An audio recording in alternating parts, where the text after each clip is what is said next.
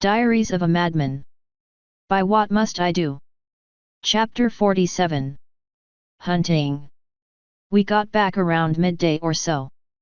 Airships aren't an overly common sight in Ponyville, but it was at least natural.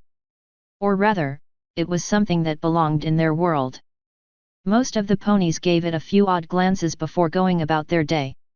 A few Pegasi stopped by to say hi when they realized we were stopping.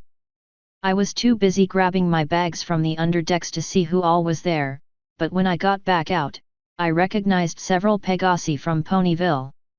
Thankfully, after so long there, I was a common sight as well, and thus elicited no comments from the Pegasi.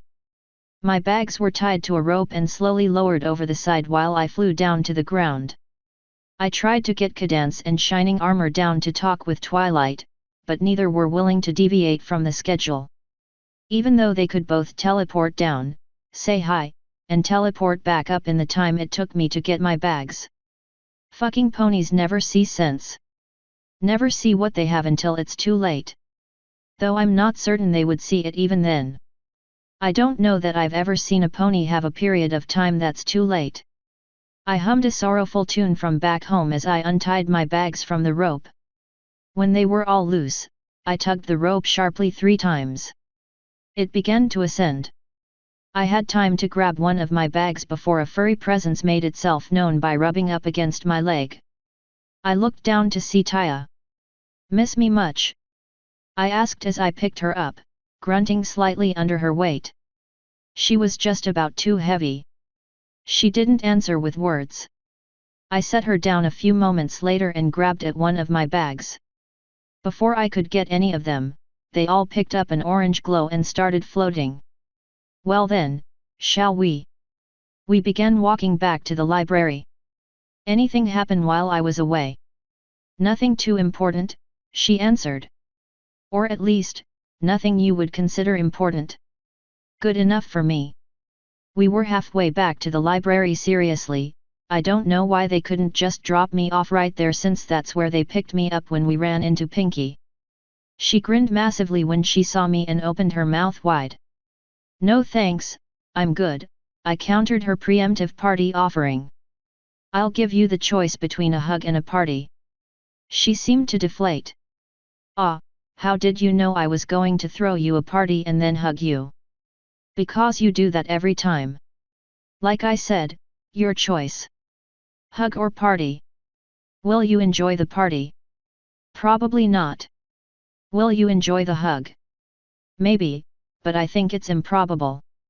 It's more likely that I'll enjoy that than I'll enjoy a party." "You're such a spoilsport, Nav. Why don't you ever enjoy my parties?" "I'm not really a spoilsport. I never stop others from having fun if I can help it. But your parties just aren't my style. Too immature for my tastes. I willingly admit that you throw great parties, but they're great parties that I'll never enjoy." I shrugged. "I'm perfectly okay with that. But it's so sad. You should be able to enjoy what every pony else enjoys." "There's your problem, Pinky. Every pony. You're a pony to me, Nav." My foot froze for a moment before I managed to continue walking. That was not something I was ever expecting to hear. "Pinky, never forget that I'm not a pony. It's for the best, trust me." "No, I don't think I will. You've never hurt me or any pony I know. And I know you never will hurt any pony that doesn't deserve it.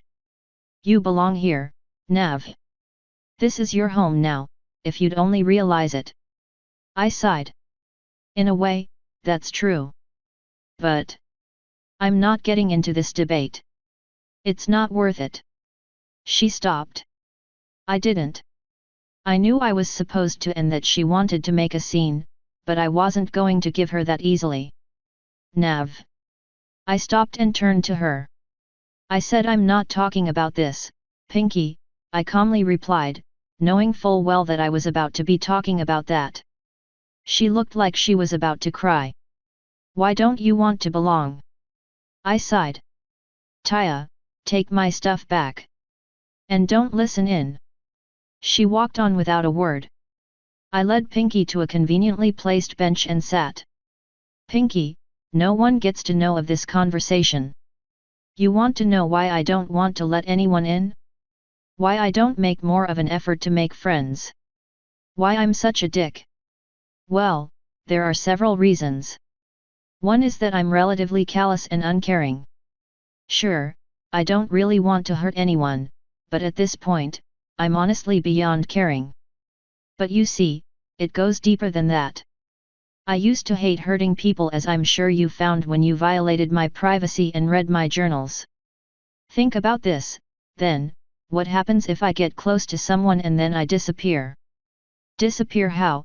She whispered. Into thin air. They would be sad. They would look for you. Some wouldn't stop until they found you. Now guess how my family, my blood feels. Guess how my mother feels about her son that disappeared one day with no trace. Guess how my father feels that he can never meet the woman I would one day marry. Well, maybe. Guess how my sister feels that her twin is gone forever, making her an only child. I looked away from her and leaned back into the bench. It wasn't my fault that it happened, but that doesn't mean I don't know they're hurting. Hurting because of the relationship I had with them. And the few friends I had have to be hurting as well. You can't tell me that's fair, Pinky. I fought as much as I could to avoid forming any strong relationships here. Sure, I had pretty good reasons for it aside from that, like the honest inability to feel much of love and general introversion, but I don't want to do that to anyone. If I disappeared once, who says it can't happen again? We were silent for a moment. Guess I fucked that up, hey. I stood. I'll see you later, Pinky. As I started to walk away, I heard her quietly say, aren't you forgetting something?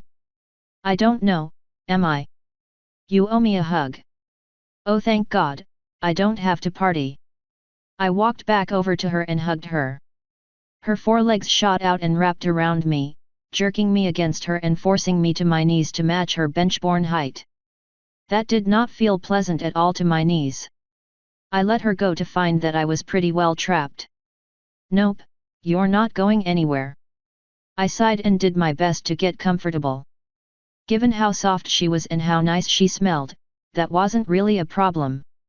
We were like that for a few minutes. I knew I could outwait Pinky if I had to. I mean, she was good, scary good, but I didn't have to eat for a while yet. An hour later, we were collecting quite a few odd looks. Several people came by to ask what Pinky was doing, to which she answered, hugging a friend. My answer was always, getting hugged. Taya showed up at the 2-hour mark, looking for me. She found me forced against Pinky, looking incredibly bored. Daddy, what are you doing? Getting hugged, apparently. Pinky, I really don't want to be out here all night. I've slept in your arms before, but that doesn't mean I want to repeat it. Guess what, Nav? Pinky whispered. I grunted. You didn't go anywhere. You shouldn't live your life in fear of what might happen. Live in the time you have. Pinky, I'm not a child. Are we done here? She pushed me away. I think she was on the verge of crying. She somehow held me by my arms, looking me in the eyes. Nav, I care about you. We all do. Why won't you just let us in? Because letting others in has never ended in anything other than pain for me. And yes, that includes ponies. I said that way too calmly. Why isn't this making me angry? Let me go, Pinky. Nothing I have is worth it. Maybe it was the resignation in my voice. Maybe it was the calm voice I said it in. Maybe it was my relatively dead eyes.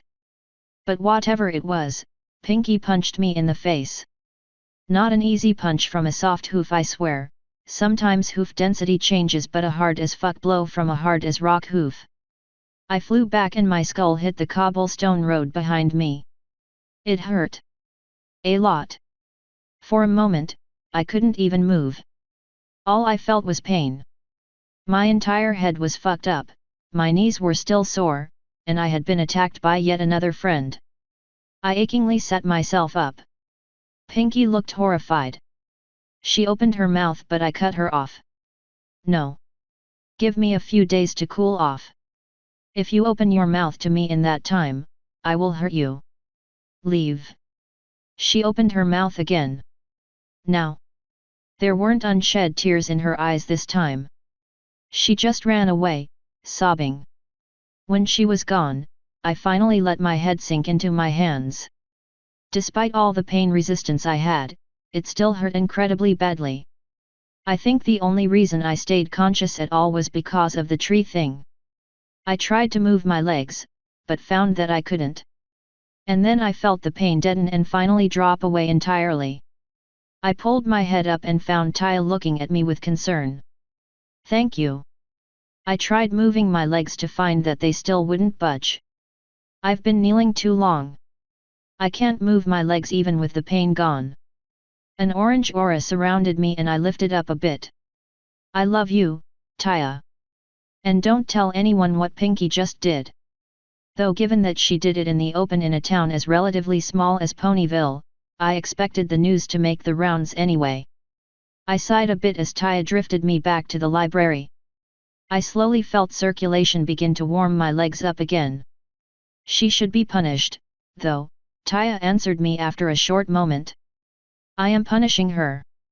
Being forbidden to talk to a friend or someone she considers a friend is hell for her. And to have left on such a sour note. I shook my head.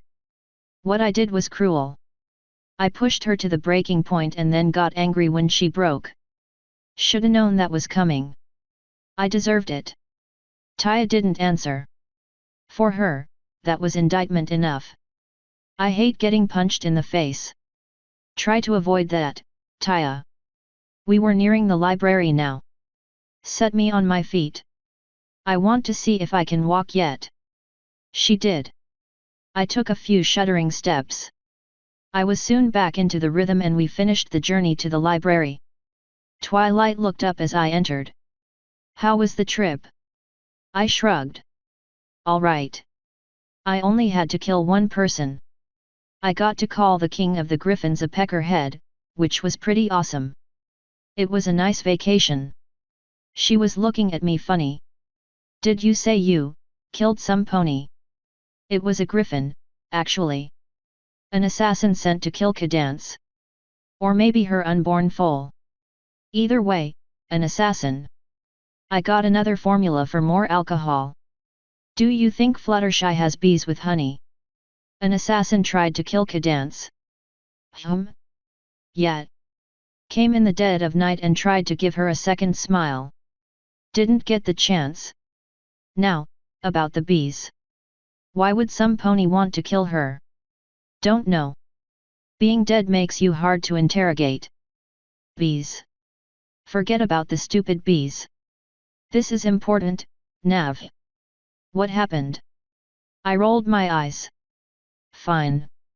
My guard was getting late in my room so I was in the hall. I was nodding off when I saw a griffin come down the dark hall. This was a normal occurrence, so I didn't pay it much mind until she got to me. She stopped, looked down, pulled a dagger off my belt, and opened the door to Cadance's room. I followed her in, confronted her, we got into a tussle, and in the end she had a bolt in the back of her brain case. Why didn't you capture her? Because she kicked my ass. I couldn't even use my left arm and my side was scratched all to hell. The only reason she didn't kill me is because she wasn't trying. She was pouncing at Shiny when I pulled my crossbow up and shot her. The reason I didn't let him take care of it is that, if he hadn't stopped her yet, he probably wouldn't be able to stop her at all. They were both awake at that time, so either one could have used magic to pull her away from me and hold her in place. If neither had done it, I figured there was a reason. Did they figure anything out about why the assassin was there? If they did, they didn't tell me. Nothing all that unusual about that. And it wasn't my business anyway. She started pacing, muttering. I shrugged and continued on up to my room. I set down my weapons and started unpacking. When I got done with all that, I returned to the front room of the library to find Spike looking for books and Twilight reading through one. Taya was writing something down over in the corner she usually does everything in. Spike looked up when I walked down the stairs. "So what took you so long to get back to the library, anyway?" I waved a hand. "Oh, I just got held by Pinky." "Literally?" He rolled his eyes, returning back to his search. "We all knew Pinky," Twilight said. "I figured she would have come back with you. I haven't seen her in a few days. She ran off. You know how she is sometimes." I walked over to a table and grabbed a small sheet of paper. I wrote down a quick list and walked over to the door. "I'll be back in a few minutes," I said. The only answer I got was Taya looking up. The first stop I made was Fluttershy's cabin. I was a bit surprised that none of my other friends noticed me walking in town, but it was getting near nightfall by then. I was hoping that I wouldn't wake Fluttershy. I whistled a low song as I walked, just thinking about things I needed to do. I still had to take Spike hunting. That would give me an excuse to get out of town for a day or two so I wouldn't have to worry about running into Pinky. I needed to start the mead. And that's actually it. It was nice to have a schedule with nothing on it again. I made it to Fluttershy's little home with no interruptions. I knocked. She didn't take long in answering it, a toothbrush in her mouth. When she saw it was me, she stepped aside, gesturing to enter. I did so, shutting the door behind me. I took a seat while she went back to her bathroom. Angel glared at me from a perch on the other side of the room. I showed him my middle finger and he shook a bunny fist at me before running away. Fluttershy didn't take long to get back down. "What did you need, Nav?" I passed her the list of ingredients that she somehow grabbed in her hoof. "Do you know where I can get any of these?" "I don't need them tonight, I just need to know if you have any of them." She read over the list quickly. "I can get some of this." I don't know what some of this is, though." She looked up. "What's this for?" If you don't mind me asking." "A project of mine. I want to see if I can recreate something I found in Griffiths. If I can, cool. If not, oh well." She looked a bit confused. "Griffins have ways of handling bees?" "I'll have to talk to Gilda about it. If she's willing, that is." "Gilda's in town?" "Oh, yes. She got here a few days after you left. She'll probably be leaving soon, though." "Well, I guess that explains why she didn't contact me in Griffiths." "Ah well. I don't think she'll know much about bees, but you're welcome to ask." "Has she been doing okay? Not threatening or attacking anyone?" "Not that I know of. She seems to be much nicer now." "Good. I'm going to let you get to sleep, then. I know you wake up early for your animals." I stood. "Good to see you again, Fluttershy." She smiled. "You too, Nav. Oh, and when you get a chance, talk to Pinky.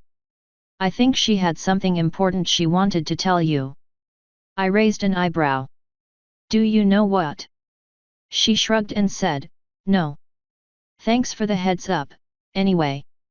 I'll talk to you later." She saw me out and then I was heading back home. What could Pinky possibly want? I mean, I already saw her. She didn't say too much when I saw her then. At least, nothing that would warrant Fluttershy telling me to go find her. Guess I'll find out in a few days. I woke up to the sensation of something velvety on my lips. I tried swatting at it to find that I couldn't move. That wasn't surprising, honestly. My biology dictates that I pretty much must sleep during winter and fall.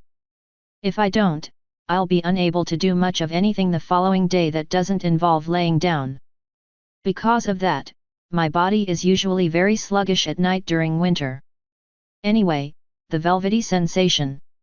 It disappeared for a moment before coming back stronger. I felt something slip into my mouth. That's when I opened my eyes to see Luna kneeling down, kissing me. My brain wasn't really firing right, so I pretty much just laid back and took it. After a minute, she finally pulled back and noticed my open eyes. Good, you're finally awake. Silly Wona. The knight is supposed to kiss the princess awake, not the other way around. She blushed at the nickname. I felt my eyes slip closed again and I started drifting back off. I felt something gently slap at my face, but I was still too far gone. I heard a sigh and some muttering. I didn't want to have to do this, she finally said. I felt the velvet on my lips again. After a moment, my heart rate started to pick up and my eyes shot open to see Luna's horn glowing. She pulled away at my sharp intake of breath. I know magically healing away fatigue is not wise, but I do need to talk to you. I can put you back to sleep after, if you desire. I sat up. What did you need? I saw that we were in her bedroom and I was on her bed. My pants were missing. And, what all did you try to wake me up? My crotch was wet. Let's just say that we've been here a while. You are a very deep sleeper, Nav. Now, what happened while you were in Griffiths? I gave her a short run through. You had no problems with your guard. Not really. Other than the fact that I had a guard in the first place. The company was nice, at least. If I had to spend all that time alone, I would have been bored out of my mind. There was no throwing you against the wall? No failing in his duty to protect you with his life? No molesting you? The last was spoken with a particular vehemence. I think I would have mentioned something like that happening, Luna. That is not a no. I have no complaints against him. Is there anything else you need? Navarone, you are essentially the commander of all my forces, should it come to a battle. Yes, I have a knight captain of the guard, but she will defer to you if the situation calls for it. You do not need to coddle your troops just because you like them. Okay. She grit her teeth. Well. He threw me against the wall in self-defense. Him failing in his duty to protect me is what saved Cadance. The molestation thing was an accident. I shrugged. If he was a dick about what he did, that would be one thing. I honestly don't think he did bad. I mean, given the number of days he guarded me and the number of times I got attacked, I think it was a pretty good ratio.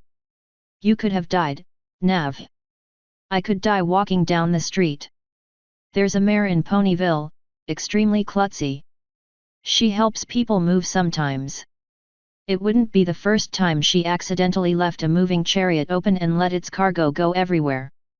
You can't expect me to stay perfectly safe, Luna. There will always be some dangers out there, and with a career like mine, I'll always run into more of them. She sighed. I wish I could just keep you here at the palace. I love you, Nav. I don't want you to get hurt. I don't want me to get hurt either. But someone has to do the things I do. It might as well be someone that won't be missed by too many people. Navarone, never think for a second that you are not important to many ponies. Despite what I think about many of your friends, I know they like you and would mourn your passing. Celestia would lose her only real friend besides me. Your daughter would be distraught. And I would lose my love. She reached out a hoof to caress my face. It was a hoof. Soft, but still a hoof. I took it in my hands. I know, I answered, stroking the hoof lightly. It just makes my job easier to think I won't be missed. And I really don't like the idea of punishing someone for acting like a normal purse pony. I don't know protocol. I leave that to others. I told him I would put a good word in. I shrugged. Smiles is a good guy, from what I saw. Just, don't give me guards again, please. I did not think you would approve. That is why I made sure to give him the orders myself. If there ever is a next time, do not try to be friends with the guard. Their job is to keep you safe, not to keep you entertained. I shook my head, letting her hoof fall. I can't do this royal stuff, Luna. I treat people as people or ponies as ponies, whatever. I know it's just their job, but I know what it's like to just be doing a job. They're still people under it all. Why treat them any different than I would Celestia? For being such a horrible place, your world inspires such lofty ideals. It's not all horrible, Luna.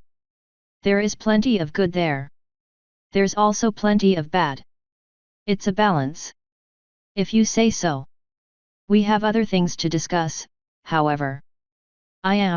She blushed brightly. I'm going into heat soon. There are ways of alleviating it and making it disappear until next year, but there is still a discomfort involved. I know you can't be very active during the fall and winter months at night, but I can give you magical energy so you can be awake at night. Hold on. I thought ponies had heat on a monthly basis for a short time period. I know Celestia had that long thing, but I thought that was because she put it off for so long. Normal ponies do have heat cycles like that. Theirs are weaker, shorter, and more common. Celestia and I enter estrus once a year. Over time, heat cycles have changed. When we were born, what we go through was normal. There was a time when ponies had a single estrus season during the spring. Ponies back then were slaves to their bodies. Celestia and I can control ourselves, but it takes a force of will. She giggled slightly. All of Equestria had to be shut down during estrus back then. That doesn't sound enjoyable. I know what it's like to be a stallion near a mare in heat. I bet it was worse back then. I'll keep that in mind. So, what do you say, Nav? Would you like to keep me company during my heat? I want to say yes, but how long does it last? A week, usually. The entire time you were in the palace during the week of the wedding, Celestia was in heat. She cast the libido spell on you prior to her heat cycle because she knew it was coming and that the spell needed time to settle on you. What exactly would happen? She ran through it. I don't want to explain all of it because it's really no one's business but mine, and I figured I could remember. I sighed at the end. I'll help you through this, but I'll need the option to back out at any time. And you better not get pregnant. She beamed and hugged me, pushing me back onto the bed a bit. You won't regret it. I had a feeling I was going to regret it. The next morning dawned bright and early. I was too busy being asleep to see it, though. I didn't get up until noon. Normally I wake up a lot earlier than that, but Luna had to put me back to sleep with magic, so that really messed me up. I opened my window and let the sun shine through the leaves, invigorating me. Not for the first time, I smiled at the idea of a tree living inside of a tree. I grabbed my crossbow, some bolts, my sword, and my knives. When I had them all attached, I went to get Spike. I found him in the kitchen, stirring a pot of something. Spike, you ready to go kill something? His head shot to me so fast his neck popped. His eyes widened at the same time and he dropped the spoon, letting it drift to the bottom of the pot. Buck yet. He snatched off his poofy pink apron. I wish I was joking, and ran up to me. Given that we were in the kitchen, he only had to run 2 steps. When are we leaving? As soon as you tell me whether or not you have any chores to do. He looked around. I followed his gaze. The kitchen was a mess. He poked his head around me and I looked behind as well. The library was even worse of a mess. He stood up straight and looked up at me. I'm good. Let's go. I shrugged. Cool. Come on. I led the way to the front door, where we bumped into Taya. Where are you two going? Into the forest to hunt, I answered. Can I come? I shared a look with Spike before turning back to Taya. Honey, you can't eat meat. So? Well, when you put it that way. Come on. But you aren't allowed to look if we kill something and start gutting it. I led the way away from town. Thankfully, nothing of importance happened on our way. When we got outside of town, I asked, do either of you know if there's anything planned for the next few weeks? Nightmare Night is the only thing I know of, Nav. Why? Spike replied. I'm going to have to spend a week in Canterlot soon. I don't want to miss anything if I don't have to. Why do you have to go there? Night stuff. It shouldn't be hard, but I'll be busy for quite a while each day. Taya spoke up with her usual quiet voice, can I come? Sadly. Wait, you might be able to. But I'd have to leave you alone often. It would probably be pretty boring even when I was around. So you probably could come with me, but I don't think it would be a good idea. She answered me with just a sigh.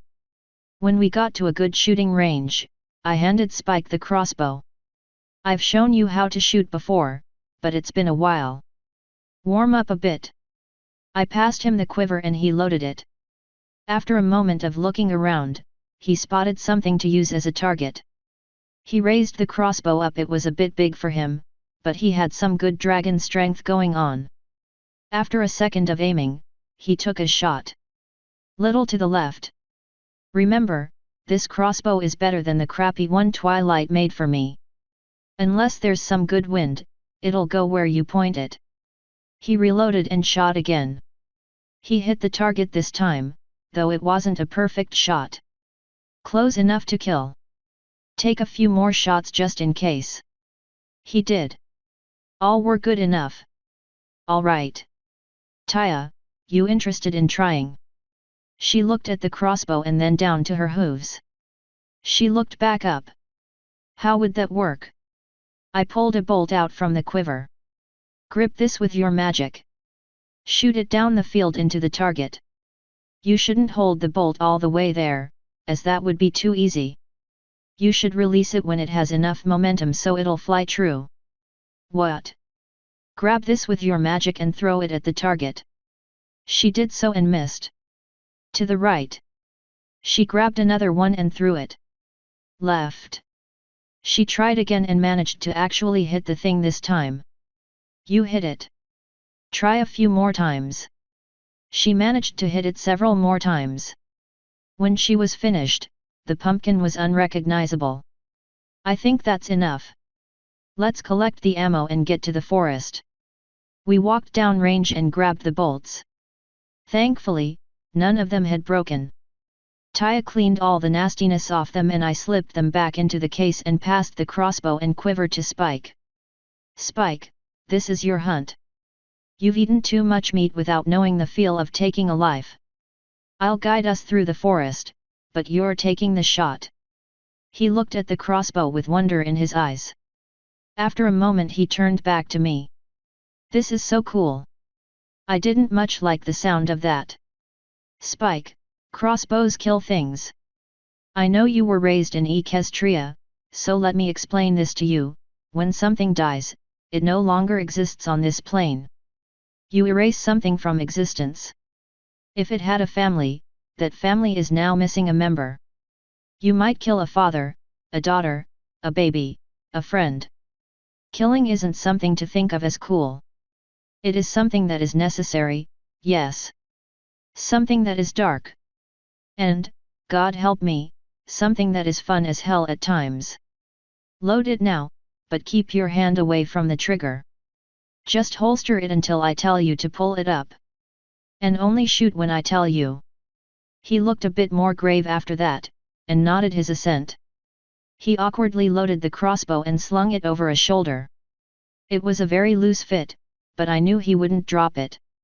Now, while we're in the forest, you two need to follow behind me. Don't touch anything I don't touch. If I tell you to do something, you do it. If you must talk, whisper. Do not wander away for any reason and always keep me in sight. Now, are you both sure you want to do this? They nodded. Let's go. Into the forest we went. I pointed out a few things to them as we walked. We stopped several times when I heard noises close by. I knew I was invisible to the forest, but Spike and Taya weren't. Most of the noises wandered away, not staying long enough to pose a possible threat. The few that did stay long turned out to be small animals, not worth shooting. We continued like that for nearly 2 hours. I picked up some of the safer fruits and herbs and stored them away for Taya if we did manage to kill something. At about the 2.5 hour mark, we ran into something worth killing. I stopped our little group and crouched down. Manticore ahead, I whispered. I don't know why it hasn't picked up on our scent yet, but they don't hunt in packs. Spike, get ready. Aim for the chest, I said, tapping my chest to where he would want to shoot. Or the head, if you think you can hit it. He nodded, gulping slightly. It's easy to talk about killing something, but when you actually have to up and do it. Yeah, that's when it gets hard. I motioned our little group forward. We did our best to quietly ease ourselves up, and we thankfully managed to get a good sight line on the target. Spike slowly pulled the crossbow up and aimed it at the manticore. After nearly half a minute of aiming, he gently pulled the trigger. A few things happened at once. First, the crossbow shot and spewed a bolt at the manticore, who seemed to be sleeping peacefully on a rock. Second, something large fell from the sky and landed atop the manticore, getting in the way of the bolt. Third, a loud squawk cut off the screams of the beast we were trying to kill. I ripped the crossbow from Spike's claws and reloaded as quickly as possible. Before the manticore could fully wake up, he had a bolt sticking out of one of his eyes. It slid off the rock, dead. The thing that jumped on top of it whirled to face us and I saw that it was a griffin. I dropped the crossbow and drew my sword. Get behind me, I warned the others. I wouldn't have time to reload before she could get to me, even though she appeared to have a bolt sticking out of her wing. Wait, I lowered my sword. Gilda. She relaxed a bit. Yeah. Whose bright idea was it to shoot me with that nasty toy of yours? Well, whose bright idea was it to try to steal our kill? You three were just standing there. I figured if you weren't going to kill it, I would. I shook my head and put the sword up. Come here, let me see what the damage is. My group walked into the little clearing. Spike grabbed the crossbow as we walked. He reloaded it, thankfully. He then went to inspect the manticore. Taya watched Gilda warily. Gilda held her wing up. So that's what that thing does? Nasty. I imagine it gets the job done well, though. Ask him, I said with a gesture towards the dead manticore. I lightly gripped her wing and she flinched. Relax. Let's see, I probed the area around the bolt. No bone here, good. Taya, come here. She stepped up. Cut the bottom of the bolt off from this side, I said with a point. Her horn lit up and the bottom of the bolt separated, leaving just the tip sticking out. Now, this is probably going to hurt like a bitch. What's a Gilda cut off with a loud avian screech as I yanked the bolt out the rest of the way. Her wing shot out, knocking me back as she whirled toward me. I held my hands up. It had to come out, Gilda. Relax. Let's see you relax when something is ripping a wooden stick out of you. I know it hurts. I got my ass kicked the other day by a griffin, so don't think I don't know it hurts. Taya, heal her up, would you? Taya's horn glowed and the small trickle of blood coming from the wound stopped. Gilda ruffled her feathers a bit. That felt odd. What do you mean, you got attacked by a griffin? Where? In Griffiths. I told her the story as she preened a bit. That's strange, but I don't know much about politics. If I had known you were going to be in town, I would have waited to come to Ponyville for another few weeks. She shrugged. Oh well. So what do you want to do about the manticore? Spike was still looking at it with an odd look. Carve it up and eat it. It was supposed to be Spike's first kill, but, I shrugged. If you find some dry wood, I'll start cutting it up so we can cook some steaks. Have you ever eaten manticore before? She asked, a bit of amusement in her voice. Nope. Now that I think about it, that poison might be a problem. You bet your feathers it is. If you eat the wrong parts of it, you'll get paralyzed for hours, even if you cook it first. Okay, You carve it. I'll take Taya to look for wood. Show Spike what to do and what not to do. You got it. And, thanks for sharing, Nav. Anything for a friend. Let's go, Taya. We got back 15 minutes later with enough wood for a decent-sized fire. Gilda was using her talons to point out what can and can't be eaten to a very enthusiastic Spike. The manticore was laid open on the ground, many of the organs thrown lazily about. Taya surprisingly took it well enough. I figured she would get sick, as a pony. We piled the wood up and Taya set them on fire. With a little redneck engineering, I built a crappy little spit that we could hopefully use to cook on. Taya shook her head sadly at my attempt. She disappeared with a pop and reappeared a minute later with some proper gear. Thank you, Taya. She nodded. I set up the stuff and checked on the status of the manticore. They were carving stuff out now. I passed Spike my knife so he could help better. His claws were sharp, but they couldn't cut like Gilda's talons. I started pulling fruits and whatnot out for Taya and myself. I showed her how to eat them and we pigged out while the meat started to cook. So Gilda, you know how to cook meat, right? Of course. I've only been doing it all my life. Just making sure. It's been a long time since I had to. Long enough that I want to make sure someone knows what they're doing. We all settled in around the fire. It's good to have company out here in the forest, Gilda commented. I've been hunting solo and eating alone since I got here. Yeah, the ponies don't take too kindly to meat eaters, I replied. I threw a rind into the fire. Something I'm glad I didn't have to learn. Most don't know I can. Spike spoke up, most don't even think about me eating meat. I'm a dragon, and all they see is little baby Spike, Twilight's harmless assistant. He sounded bitter. Gilda grinned. You learn to tell Griffin facial expressions when you spend a few weeks in their capital. I know you're not a baby, man. That thing you shot at me hurt enough to confirm that. Spike smiled sheepishly. Yeah, sorry about that. I didn't know you were coming. Ah, no big. I probably would have got hurt worse killing this thing if you guys hadn't finally made yourselves known. Would have been one hell of a fight, I said, watching the meat pop in the fire. Taya was doing her best to try not to look at it, and was holding her nose away from the fire. Smells good, at least. Manticore doesn't have the best taste, Gilda said, but it is filling and there's a lot of it. A single griffin can survive off a manticore for a week if they have to, and have a way of keeping the meat good. Salt would do it, I said. Salt or a freezer? She nodded. Salt works well, but it's not something you're likely to have on the go. Here, let me show you how to make some jerky. That stuff'll last you forever. She led Spike back over to the corpse. She pointed some more stuff out that I heard but don't want to write. She let Spike cut some more meat out. When they had enough, she led him back to the fire. Now, this meat has to be dried but not cooked. To do that, we'll poke a hole in it, run string through each slice, and hang them over the fire. If the string starts melting or burning, it's too close to the fire. She picked up 2 long sticks and pulled a string out of, somewhere. She strung the thin slices of meat up and tied them to the sticks. She then stuck the sticks in the ground, letting the meat dangle over the fire.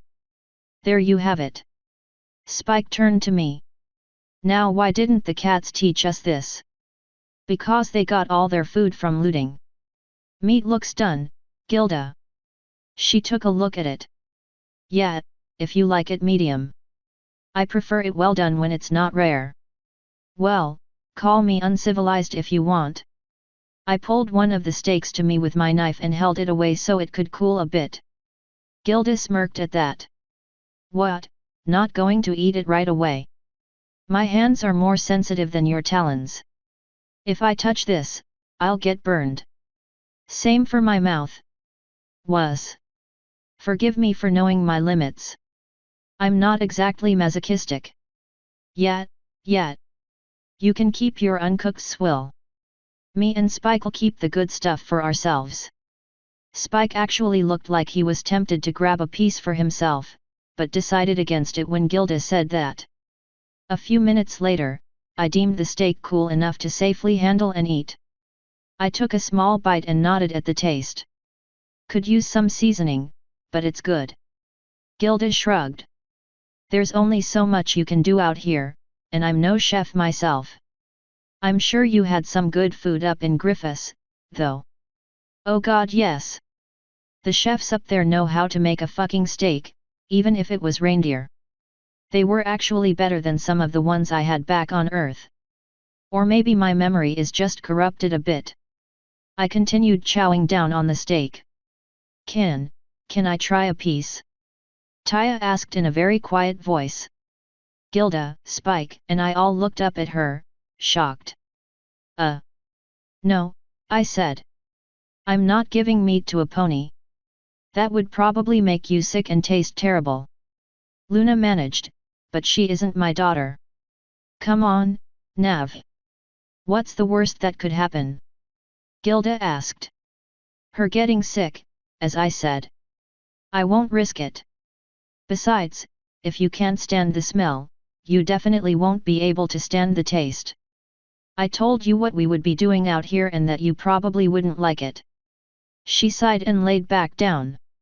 I looked to Gilda and we shrugged. I continued eating the steak. Gilda finally reached over and pulled hers off the fire. Spike copied her with another one. They began chowing down immediately, somehow not getting burned. I guess having a beak and being a dragon means you don't have to worry about mouth burns. Gilda didn't take much time, what with her massive beak. She was working on a second piece before Spike was halfway done with his first. I stopped after one. I wasn't that hungry to begin with, and the fruits I ate before the meat didn't help. Gilda looked at me while she was finishing off the second steak. You not eating much? I know you like eating a lot of tender meat. I raised an eyebrow. Not in front of Taya. So why can Spike hear it, but not me? Taya asked. Because he's old. Well, I think he's older than you. No one ever tells me how old you guys are, and everyone ignores me when I asked. Gilda looked at me like I was stupid. It's pretty obvious, Nav. Taya is. She was cut off by a roar from the forest. I snatched my loaded crossbow up and stood, aiming in the direction of the noise. Gilda, carry Spike out. Taya, teleport home. I'll cover Gilda and Spike. Move. What is it, Nav? Spike asked, standing and looking about him in fear. Gilda was already throwing dirt into the fire, hurrying to make sure the forest didn't get burned down. Hydra. Leave it, Gilda. It's too close as it is. Taya, why are you still here? Gilda grabbed Spike and leapt into the air just as the Hydra pounded out, its four heads writhing and hissing. Its heads all pointed at Taya, who thankfully had the presence of mind to not argue and just teleport out, leaving me alone with the beast. Its eyes turned to track Gilda, but she was too far gone. Lacking another target, it turned to the carcass of the manticore. It tore into it, each head trying to get the most. I waved Gilda out of the forest, hoping she wouldn't try to stop and ask me what the hell just happened. I grabbed the jerky strings and then started jogging out, hoping I remembered enough to get me home in one piece. I don't know why flying didn't occur to me. I made it out easily enough, thankfully. Gilda and Spike followed my progress from above, occasionally swooping down as Gilda spotted some small game or something that she presumably had Spike gut and roast with his fire. She had Spike feeding her as she flew, hunting for more targets for them to share. It took me about an hour to jog out. I lost sight of Gilda several times, but I don't know if she was diving all those times. They joined me on the ground as I started walking back to Ponyville. That was fun, you too, Gilda said. With Nav here scaring all the animals into moving, I was able to catch them easily. And with Spike there to clean and cook them, we had them ready to eat in no time. We'll definitely have to hunt again sometime. She held a talon down to Spike for a bro claw or whatever it was called in that situation. Either way, he met it and the bro whatever was complete. I'm sure Spike'll be down for hunting whenever you're in town. I might be busy, but I might also not be. Never know until it's time to go, usually. I doled out the jerky and they gave grateful nods. Gilda looked Spike up and down as he chewed on some dry meat. I'll have to show you how to hunt like a proper predator, then. None of that pansy shooting things from a distance. She poked me with a talon. That's for wimps like this guy. What, so since I like not getting mauled by a manticore, I'm a wimp. She rolled her eyes. So how did you escape from that hydra, anyway? It was like he didn't even see you. I'm invisible to most creatures that can't talk. Only a few smarter ones can see me. I can walk right through that forest and make it through unscathed. I am become stalker, walker of the zone. She smirked. So that's how a squishy fellow like you explored that place. You find anything cool in there? You know how it goes. All sorts of plants, weird critters, ancient ruins full of treasure and enchanted artifacts, a few random abandoned buildings, all kinds of fruit and whatnot. The usual. Yeah, I know all. Abu, wait, what was that about treasure? Oh, the princesses cleared all that out. Added quite a bit to their coffers, too. She sighed. Wouldn't mind bringing back some gold. From what I heard up there, you're a noble's daughter anyway. Why would you need money? I got bills to pay, same as anybody else. She shrugged. Ain't nothing in this world's for free. I grinned. What are you smiling about? That was a song back in my world. I guess it fits even in magical pony land.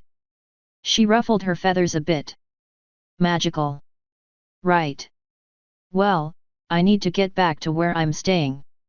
Don't want to worry too much, if she's even there. I'll probably be out hunting again tomorrow, if you're interested. We might be. See you, I answered. Spike nodded. Bye, Gilda. With that, she took off. Spike turned to me. Does she seem a lot cooler now? That's because you're giving her a chance. And because you shot her and she didn't kill you. Let me tell you, she's a monster in bed. Spike tripped a bit. Why you've slept with her? Yeah. Well, it was a threesome, but still yes. He just shook his head as we continued into town. Wait. Spike, we should probably wash the blood off before anyone sees us like this. He looked down at his claws. There wasn't much blood left, but it was still noticeable. Yeah, we should. Good thing there's a creek near here. A creek that was currently occupied by a singing Fluttershy. We shared a glance. He shook his head. I jerked my head to the water. He sighed and we continued, both of us kneeling at the water's edge. Oh, hello UT. She caught sight of the blood and her eyes went wide. Oh, are you two okay? You aren't hurt, are you? She flew up at us while she was talking, examining each of us. We're fine, Fluttershy. W. Her eyes went even wider and she squeaked. What about Taya? She's not with you. Oh, is she okay? She's fine, Fluttershy. We were hunting, that's all. I sent her home so she didn't have to see anything nasty. She teleported out. Fluttershy went a bit pale. Oh. Oh, okay. You didn't. I mean, you didn't make any of them suffer, did you? Quick and clean, Fluttershy. That's how I work. It didn't know it was under attack at all. She sighed. Well, at least you three are okay. Oh, you didn't hurt any of my friends, did you? Spike and I looked at each other. We turned back to Fluttershy and shrugged. How were we supposed to tell which animal was one of hers? She gulped and whispered, I think I'll go check on my animals. She flew off, leaving me and Spike to clean ourselves. As we continued back to Ponyville, I commented, we could probably blame Gilda if any of her critters turn up missing. That's wrong, Nav. I know. I wasn't actually going to do it. I mean, I'm not a good person, but I'm also not a jerk. We had little fanfare upon entering the town. The ponies were all used to me by now, and were used to me coming and going as well. A group of ponies was singing a happy song somewhere else in the town, and we could hear the music and lyrics ringing through the streets as we walked to the library. The song was getting ominously close by the time we got to the library. Thankfully, Twilight has some pretty strong spells protecting her pad, so we didn't have to worry about getting caught in the song. Taya was there waiting for us, sitting morosely on the floor. She perked up immediately when she saw me safe and sound. She stood to her feet when I got yanked off mine by purple magic. Twilight, so lovely to see you. She pulled me right up to her face so she could look me in the eye. She forgot to restrict my arms, and I reached out and booked her on the nose. She dropped me, startled. I barely managed to catch myself. You know you don't have to magic me over if you want a closer look. I understand that my appearance is so appealing that you just have to get me closer. I know I was digging my grave deeper, but the look on her face was just so whoa wait, is she blushing? You made Pinky cry. Nope, that's anger. And you took Spike and Taya without telling me and almost got them both hurt. Damn it, Taya. Now that might be exaggerating a bit. They weren't in any danger. There was a Hydra. I had it under control. You know I've spent plenty of time in that forest. I know how it works. Relax, Twilight. Spike said, coming to my defense. With him and Gilda there, we didn't have to worry about a thing. That might have been the wrong thing to say. And what was Gilda doing there? She practically hissed. Same thing we were, I said. Hunting. Twilight jerked back. You took Taya hunting. Yeah. I told her what was going to happen, but she wanted to go anyway. Her left eye twitched. You're a terrible father, she whispered. I just shrugged. I mean, what more did she want? I've been telling them that since the beginning. Ain't my fault it took them so long to figure out. Taya, however, had a different reaction. She said, no he's not. What would you even know about being a parent? I know a good parent doesn't let their foal eat something that could kill them. I didn't let her have meat, I answered. Twilight looked a bit taken aback. Before she could reply, Taya said, no, he didn't. I asked and he refused to let me have any. Twilight was getting a bit flustered. She said, a good parent doesn't take their foals somewhere they might get hurt. Bullshit. There ain't nowhere in the world someone can't get hurt. You just have to do your best to make sure they're as safe as possible in the places you do bring them. And you thought the Everfree Forest would be a safe place to bring her. He took all the precautions he could. Taya said. If anything happened, he was going to fly Spike out and I was going to teleport out. Not entirely true, but I wasn't planning on denying it since that made me look better than what I was going to say. But a good parent doesn't take their foals away from school without telling the teacher. I crossed my arms. She was beaten and she knew it. It's Saturday, Twilight. She made a very aggravated noise. You still made Pinky cry. Pinky punched me in the face. I felt it prudent to punish her. Not that. What you said to her, to forget you. And how every pony you let in just ends up hurting you, the anger from her voice was fading. That's not true, Nav. I guess that depends on what kind of pain we're talking about. Physical pain, it most definitely is true. Emotional pain? Then I may have been exaggerating. Taya here has yet to do anything to hurt me. Taya smiled at me for that.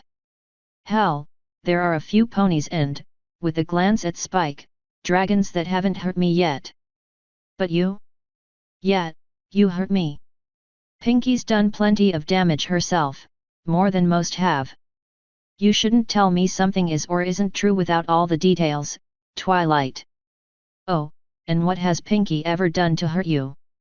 I already told you, but you didn't believe me. She blinked. Do you mean what you said before you started exploring the forest? Yes. You thought I was joking or maybe lying. I wasn't. She seemed to pale. That's not, no. Why didn't you tell Annapony?